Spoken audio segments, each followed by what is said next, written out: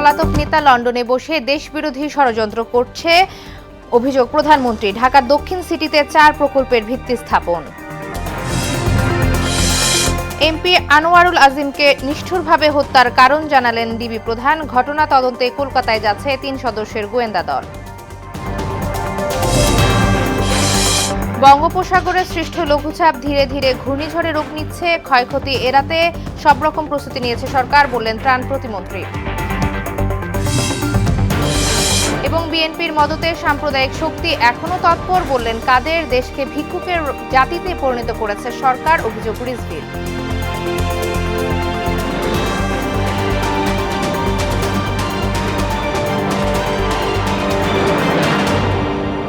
আসসালামু আলাইকুম, সবাইকে মোহনা সংবাদে স্বাগত। শুনছিলেন শিরোনাম, সঙ্গে আছে আনিকা আঞ্জুম। এবার বিস্তারিত। বিএনপির পলাতক নেতা লন্ডনে বসে দেশবিরোধী ষড়যন্ত্র করছে বলে অভিযোগ করেছেন প্রধানমন্ত্রী শেখ হাসিনা। দলটি ক্ষমতায় থাকতে দুর্নীতি, লুটপাট, অস্ত্র চোরাচালান আর খুনের রাজনীতি করেছে এমন অভিযোগ করে তিনি বলেন, সে পরিস্থিতি পাল্টে দেশকে উন্নয়নের ধারায় ফিরিয়েছে আওয়ামী লীগ। সকালে ঢাকা দক্ষিণ সিটির আওতাধীন 4 প্রকল্পের ভিত্তি স্থাপন অনুষ্ঠানে তিনি এসব কথা বলেন। ঢাকায় কোনো বস্তি থাকবে না বলে ঘোষণা দেন সরকার প্রধান। নাসির উদ্দিনের রিপোর্ট। পাকা ভবন পাচ্ছে 2023 সালের 4 এপ্রিল অগ্নিকাণ্ডে পুড়ে যাওয়া বঙ্গবাজার কমপ্লেক্স।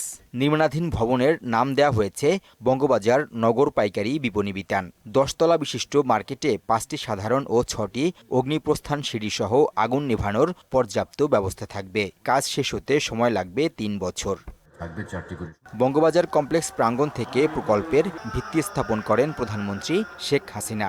এছাড়া শেখ ফজলুল হক মনি সরণি, নজরুল সরোবর এবং হোসেন শহীদ সোহরাওয়ার্দী শিশু পার্ক আধুনিকায়ন প্রকল্পের নির্মাণ কাজও উদ্বোধন করেন তিনি।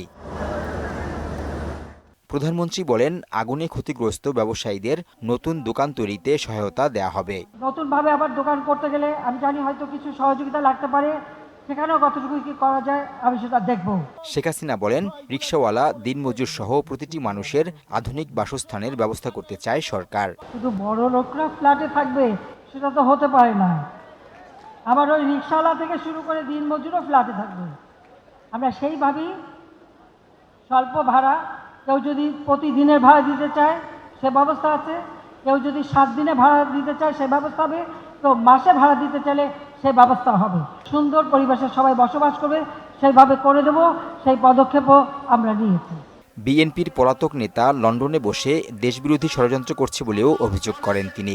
ওই তারেক জিয়া তো অস্ত্র চোরা কারবারি মামলায় সাজাপ্রাপ্ত আসামি, ওখানে বসে এখন নানাভাবে ওই অগ্নি সন্ত্রাস দিয়ে মানুষ মারা, মানুষ খুন করা, আগুন দিয়ে মানুষকে পোড়ানো, এইসব কাজ করে বেড়ায়।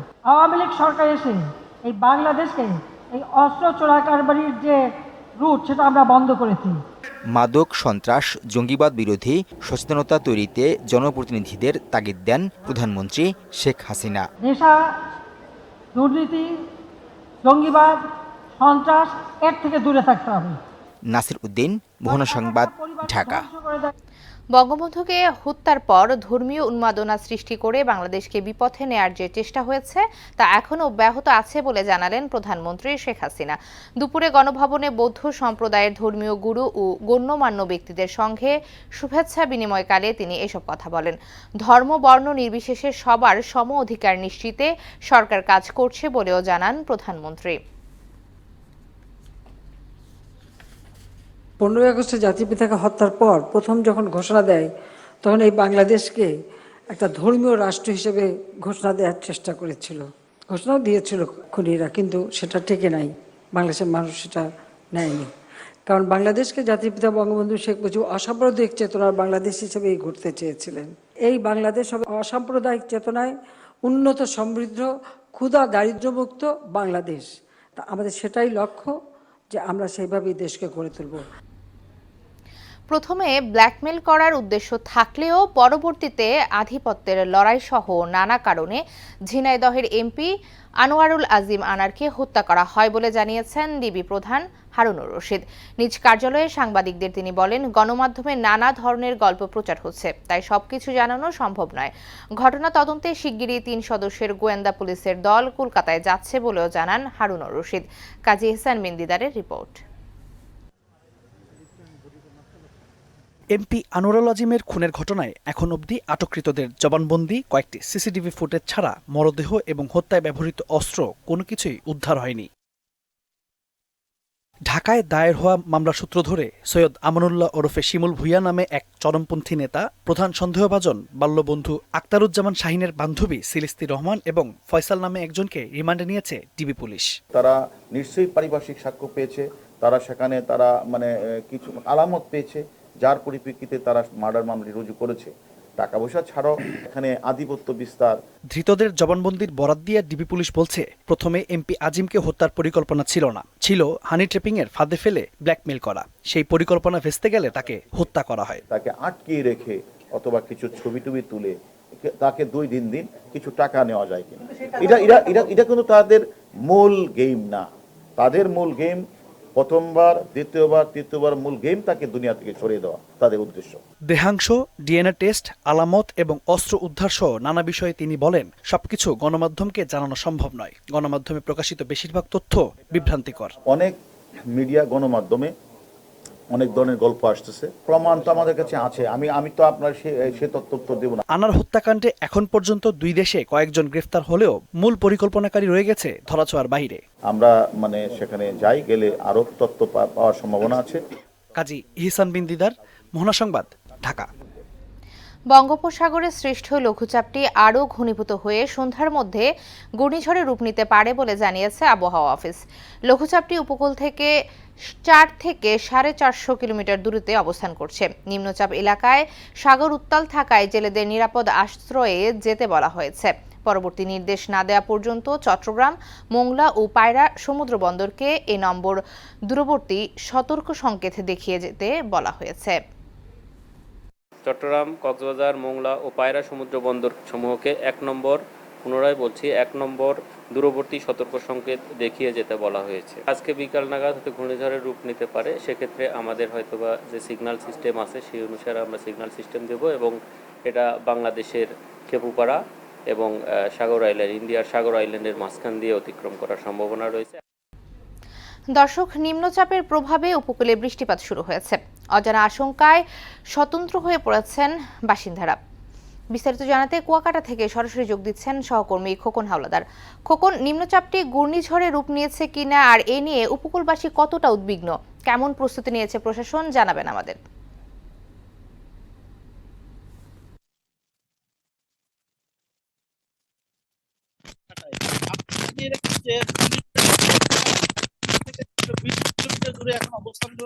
ঘূর্ণিঝড়টি যত সম্ভব সন্ধ্যার পরে এবং আগামীকালকে ভোর 6টায় বঙ্গোপসাগর অতিক্রম করে কলাপাড়া, খেপুপাড়া আঘাত হানতে পারে। আমাদেরকে এমনটা জানিয়েছেন। এই বিষয়ে আজকে পটুয়াখালী জেলা প্রশাসক নূর কুতুবুল আলম সকাল 10টায় এক জরুরি বৈঠক সভা ডাকেন। সভায় তিনি আমাদেরকে যেমনটা জানিয়েছেন যে পটুয়াখালী জেলার বিশেষ করে রাঙাবালি, গলাচিপা যে দ্বীপাঞ্চলগুলো আছে সেখানে পর্যাপ্ত পরিমাণে যে প্রস্তুতি ঘূর্ণিঝড় মোকাবেলায় সকল রকমের প্রস্তুতি কিন্তু তারা গ্রহণ করেছে। বিশেষ করে শুকনো খাবার এবং গবাদি পশুর জন্য খাদ্য যাবতীয় প্রস্তুতি কিন্তু তারা নিয়েছে। মুজিব কিল্লা তৈরি আছে এবং আবাসনগুলোও কিন্তু সম্পূর্ণ প্রস্তুত আছে। এক কথায় ঘূর্ণিঝড় মোকাবেলায় জেলা প্রশাসনের কর্তৃক যে সকল ধরনের যে সকল প্রস্তুতি গ্রহণ করা দরকার সকল প্রস্তুতি গ্রহণ করেছে এবং ঘূর্ণিঝড় মোকাবেলার জন্য যাতে সকলে উপস্থিত থাকতে পারে এই জন্য সরকারি যে কর্মকর্তা কর্মচারী আছে তাদের ছুটি বাতিল করা হয়েছে। আপনাকে দেখাচ্ছি যে আমরা এখন যে সমুদ্রের পাড়ে অনেক কিন্তু এখানে পর্যটকরা আছে এখনো, যারা সমুদ্রের তীরে অবস্থান গ্রহণ করছেন এবং যে ঢেউয়ের যে উচ্চে পড়া যে ঢেউ, সেই ঢেউ কিন্তু তারা অবলোকন করছেন। আপনাকে দেখাচ্ছি যে প্রচুর পরিমাণে কিন্তু বাতাস বইছে এই মুহূর্তে সমুদ্র পাড়ে। কিছুক্ষণ আগে এখানে অনেক বৃষ্টি হয়েছে, এখনো আকাশ মেঘাচ্ছন্ন রয়েছে, যে কোনো মুহূর্তে কিন্তু আবার বৃষ্টি নামতে পারে।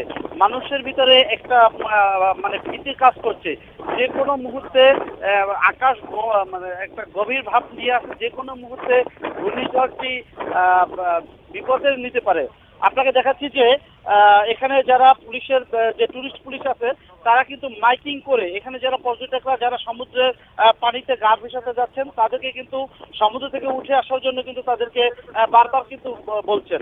এবং আমরা আরো লক্ষ্য করছি যে এখানে যারা দূরের যে পর্যটক আছে আমরা তাদের সাথে কথা বলেছি, তারা আমাদেরকে যেমনটা বলেছেন যে এরকম হঠাৎ করে যে আবহাওয়া খারাপ হবে এরকম কি তাদের জানা ছিল।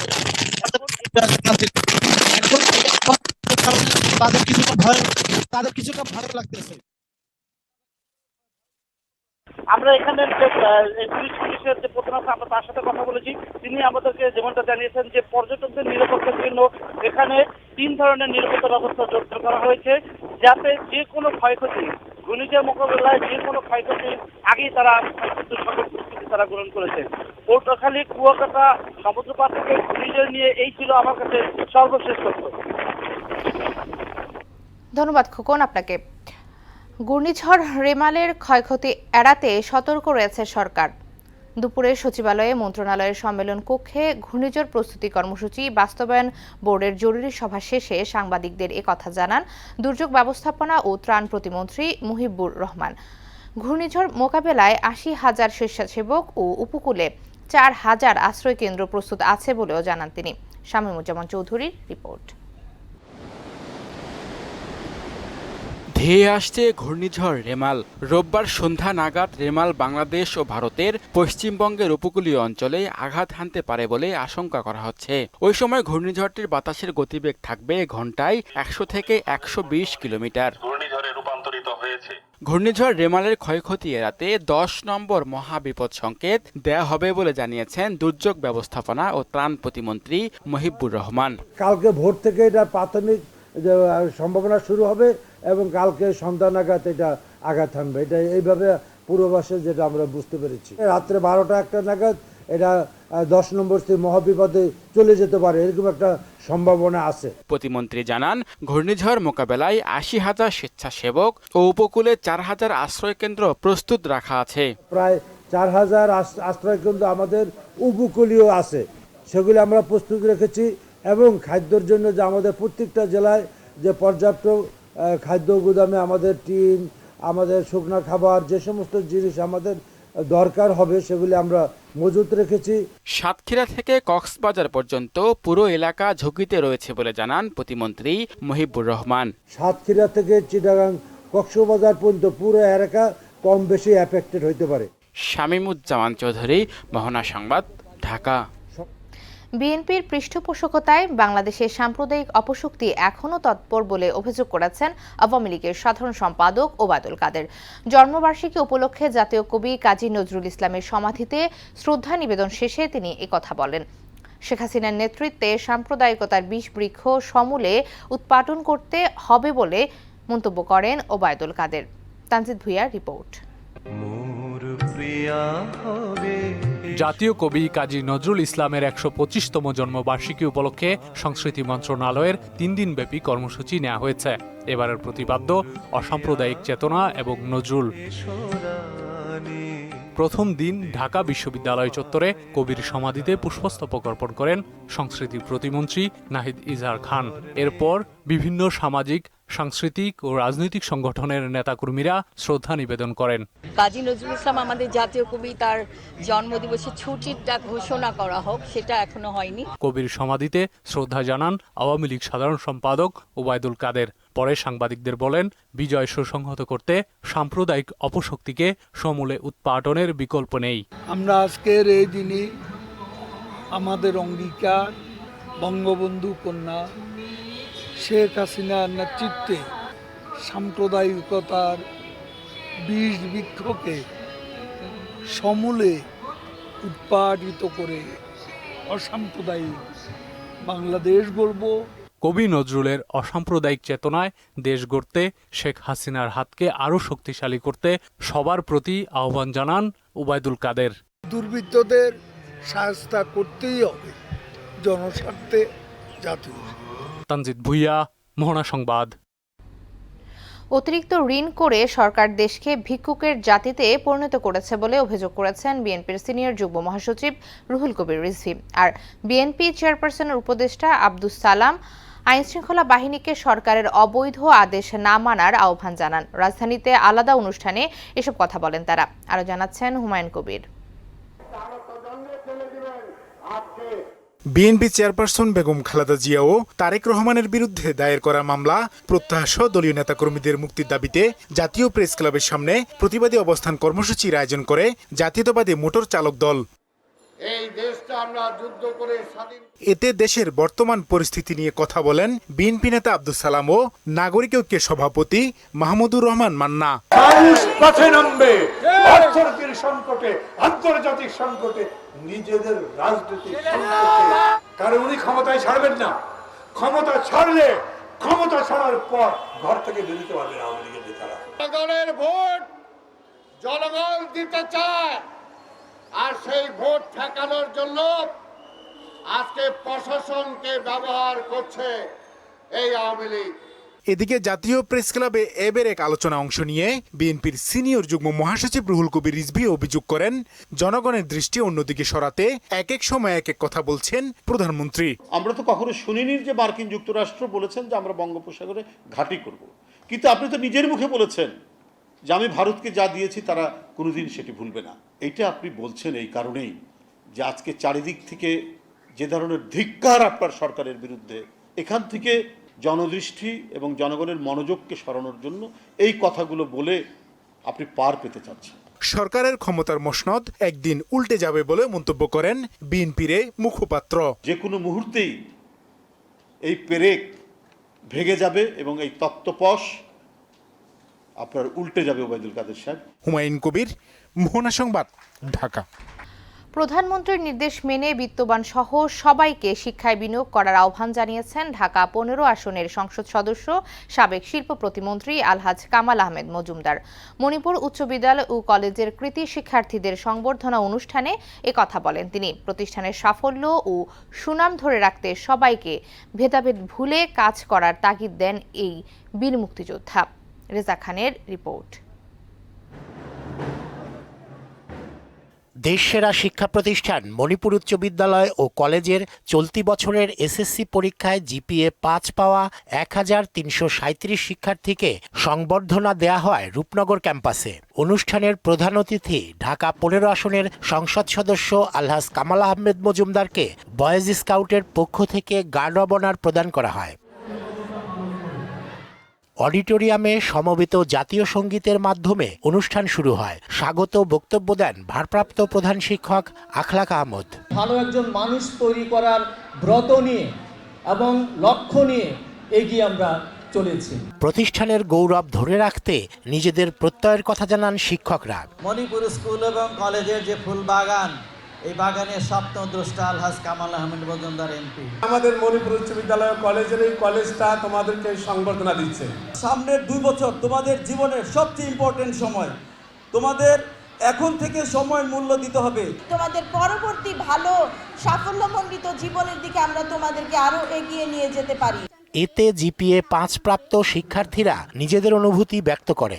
আমাদের স্কুলে শেখা মূল্যবোধ আমাদের জীবনের প্রতিটি ক্ষেত্রে আমাদেরকে সফলতা প্রাপ্ত করতে সহায়তা করবে। আমার বাবা, চাচা, ফুফু সবাই এখান থেকে পড়ছে এবং এখান থেকে পড়ে তারা আজকে 99% ডাক্তার। সাবেক শিল্প প্রতিমন্ত্রী আলহাজ কামাল আহমেদ মজুমদার মণিপুর উচ্চ বিদ্যালয় ও কলেজ প্রতিষ্ঠায় প্রধানমন্ত্রী শেখ হাসিনার অবদান তুলে ধরেন। প্রধানমন্ত্রীর নির্দেশ অনুযায়ী সবাইকে শিক্ষা খাতে বিনিয়োগ করার আহ্বানও জানান তিনি। মাননীয় প্রধানমন্ত্রী জননেত্রী শেখ হাসিনার নির্দেশে আমি প্রতিষ্ঠিত করি। এই জায়গাটিও মাননীয় প্রধানমন্ত্রী জননেত্রী শেখ হাসিনা দিয়েছেন।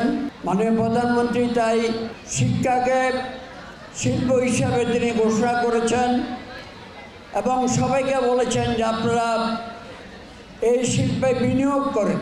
যারা ভালো ফলাফল করেছে তারা মণিপুর কলেজেই ভর্তি হবে এমন আশা জানিয়ে এদের পড়াশোনায় বিশেষ ছাড় দেওয়ার ঘোষণা দেন এই বীর মুক্তিযোদ্ধা। যারা জিপিএ 5 প্রাপ্ত তাদের জন্য ভর্তি ফি এবং বেতন অর্ধেক মকুব করা হবে। প্রতি মাসে 1000 টাকা করে বৃত্তি প্রদান করা হবে যারা জিপিএ 5 প্রাপ্ত। কলেজে যারা জিপিএ 5 প্রাপ্ত হবে প্রত্যেক শিক্ষার্থীকে নগদ ৫,০০০ টাকা করে দেওয়া হবে। মণিপুর উচ্চ বিদ্যালয় ও কলেজের গৌরব ধরে রাখতে সংশ্লিষ্টদের একযোগে কাজ করার তাগিদ দেন কামাল আহমেদ মজুমদার। এই কলেজ যাতে বাংলাদেশের একটি শ্রেষ্ঠ কলেজ হিসাবে আমরা পরিগণিত করতে পারি, সবার মুখে মুখে যাতে এই কলেজের নাম থাকে। শেষে কৃতি শিক্ষার্থীদের গলায় মেডেল পরিয়ে দেন অনুষ্ঠানের প্রধান অতিথি। রেজা খান, মোহনা সংবাদ, ঢাকা। খেলার খবর ক্রিকেট। যুক্তরাষ্ট্রের কাছে বাংলাদেশ দল বাজেভাবে হারায় বিসিবি চরম হতাশ বলে জানিয়েছেন প্রধান নির্বাচক গাজী আশরাফ হোসেন লিপু। বিকেলে মিরপুরে গণমাধ্যমের সঙ্গে আলাপে তিনি বলেন, যে কোনো হারই কষ্টের ব্যাপার, তবে হার দিয়ে বিশ্বকাপে প্রস্তুতি মোটেও ভালো লক্ষ্য না। লিপুর মতে বিচ্ছিন্ন পারফরমেন্সের কারণে দল হারালেও না হয় একটা কথা ছিল, কিন্তু দলগত পারফরমেন্স খারাপ হলে মেনে নেওয়া কষ্টকর। টি-20 বিশ্বকাপে বাংলাদেশ দল অপরিবর্তিত থাকছে বলেও জানান তিনি। আমরা কখনোই আশা করিনি যে আমাদের এই দলটাকে এরকম পরিস্থিতির মধ্যে দিয়ে এই সফরটা শুরু করতে হবে। এখানে ফলাফল যেটাই হোক, আমার মনে হয় যে এখানে এটার থেকে দ্রুত বের হয়ে আসতে হবে। যে টিমটা আমাদের এই মুহূর্তে আছে, যেখানে তাসকিনকে সংযুক্ত করা আছে, সেই দলটাই আমরা বহাল রেখেছি। শেষ করব মোহনা সংবাদ, যাবার আগে শিরোনামগুলো আরো একবার।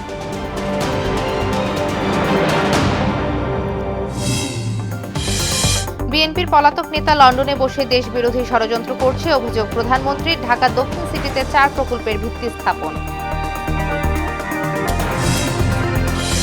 এমপি আনোয়ারুল আজিমকে নিষ্ঠুরভাবে হত্যার কারণ জানালেন ডিবি প্রধান। ঘটনা তদন্তে কলকাতায় যাচ্ছে 3 সদস্যের গোয়েন্দা দল।